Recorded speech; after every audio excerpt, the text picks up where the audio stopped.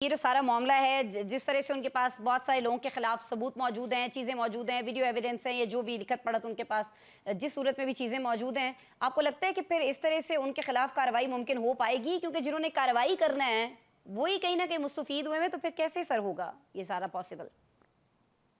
देखिए, बात यह है कि कोई मुस्तफीद हुआ है या नहीं हुआ और कोई कार्रवाई कर सकता है या हम्म। नहीं कर सकता। हम्म।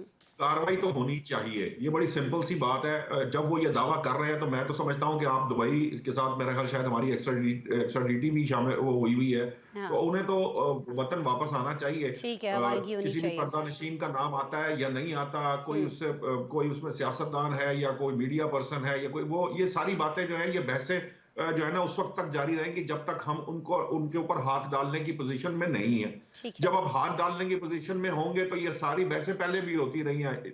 वो एक दो के नाम वो मर्जी से लेते रहे, चाहे इफ्तिखार चौधरी साहब के साथ सामने खड़े हो जाएं, चाहे वो इमरान खान के साथ खड़े हो जाएं, चाहे वो नवाज शरीफ के खिलाफ हो या किसी और के साथ खड़े हो। मसला ये नहीं है। मसला ये है कि जब उन्होंने ये दावा कर दिया है कि जी मेरे पास इतने लोगों के नाम है या 25 साल की वो चीजें हैं, तो तब तो हम्म। उन्हें जरूर जो है वो पकड़कर लाकर उनसे पूछना चाहिए, जनाब ये जितने भी हैं इसमें कोई 4 सियासतदान हैं, कोई 50 ब्यूरोक्रेट हैं, या जो कोई भी है उसको अवाम के सामने लाना चाहिए। जब उन्होंने ये दावा कर दिया, उन्हें अपने दावे को सच साबित करना चाहिए, लेकिन ऐसा होगा नहीं दुनिया के ठीक हो गया निजाम सर। में। ये वैसे ये सर बड़े मजे की बात आपने की है कि जो भी पाकिस्तान में कहे ना कि मेरे पास वीडियोस हैं, तो उसको ले आए आप आवाम के सामने और उससे पूछें कि जी आप बताओ कि आपके पास।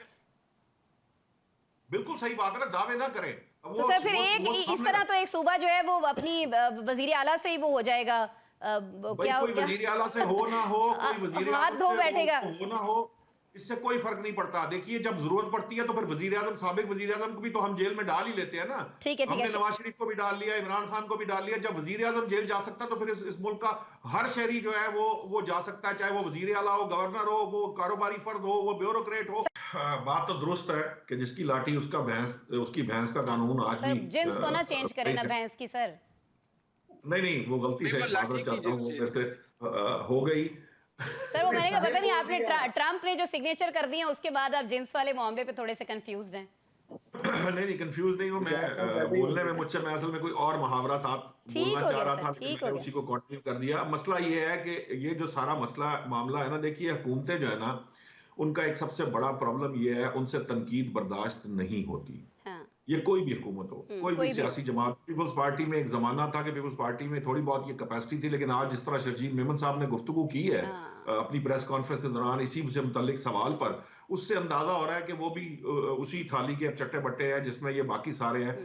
बाकी जमातों से भी ये तनकीद बर्दाश्त नहीं होती। असल मामला क्या है, ये दुरुस्त है, मैं इससे एग्री करता हूँ कि पिछले कुछ अरसे के अंदर सोशल मीडिया का जो कोहराम बरपा हुआ है और जो कुछ इस मुल्क के साथ किया गया या इस कौम को जी सोशल जी। मीडिया विक्टिम बनाया गया, मैं उससे एग्री करता हूं। लेकिन मैं इस चीज पे भी एग्री करता हूं कि आपके जो कवानीन होते हैं ना, देखिए कवानीन होते हैं डेटरेंट्स, यानी वो हम्म। डेटरेंस क्रिएट करते हैं, वो प्यूनिटिव नहीं हुआ करते।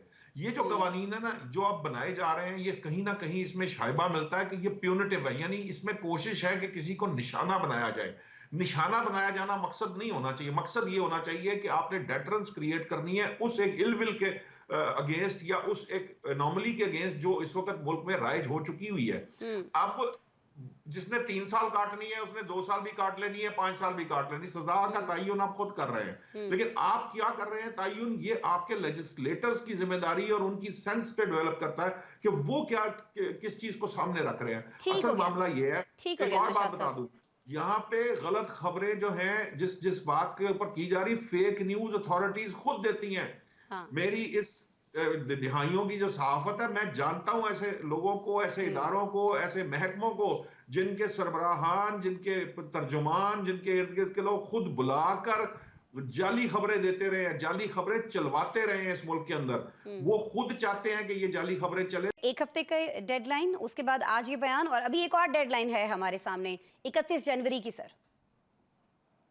बिस्मिल्लाहिर्रहमानिर्रहीम। देखिए, मेरी नज़र में पाकिस्तान तहरीक इंसाफ प्रेशराइज कर रही है। हम्म। उन्होंने फ्रंट फुट पे आके ये बात कही है। एक्चुअली यही बात जो है उमर अयूब साहब वो कर चुके हैं कि हम्म। चौथा इजलास नहीं होगा। तो चौथा इजलास अगर नहीं होगा तो वो एक ही बात है, मुज़ाकरात कॉल ऑफ करें या चौथा इजलास ना हो, ये एक सेम बातें हैं। हुँ, लेकिन इसमें जो एक अहम पहलू है वो आप याद रखिए कि जो उन्होंने सिविल नाफरमानी की जो कॉल दी थी, उस पर उन्होंने कोई किसी किस्म का कोई एक्शन लेने का नहीं कहा या नहीं उसको कहा अभी दोबारा तक। शुरू करने की कोई बात नहीं की। जी, तो जी। मेरी नज़र में जो मैं अभी तक देख रहा हूँ उसका मकसद यही है कि गवर्नमेंट को प्रेशराइज़ किया जाए, गवर्नमेंट को आसूदा ना छोड़ा जाए इस बात के हुँ, ऊपर कि गवर्नमेंट जो है वो डिलेइंग टैक्टिक्स इस्तेमाल करे, जो हमें नज़र भी आ रहे हैं कि अगर आपको याद होगा कि फौरन बाद ये कहा गया था हुकूमत की तरफ से, जी हम बिल्कुल इन राइटिंग 7 दिन बाद उसी तरह जिस तरह उन्होंने जो है वो हमें लिख कर दिया है हम भी लिख कर जवाब देंगे, लेकिन ऐसा नहीं हुआ।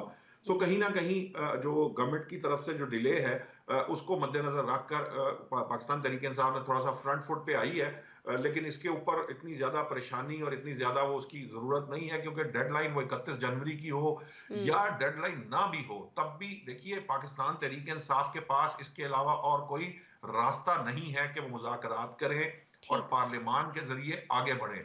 सही। बाकी तमाम रास्ते जो हैं वो करके देख लिए गए हैं, सड़कों को भी देख लिया गया, हुँ, हमलावर होके भी देख लिया गया, बाकी हुँ, दीगर रास्ते भी ऑप्ट कर लिए गए।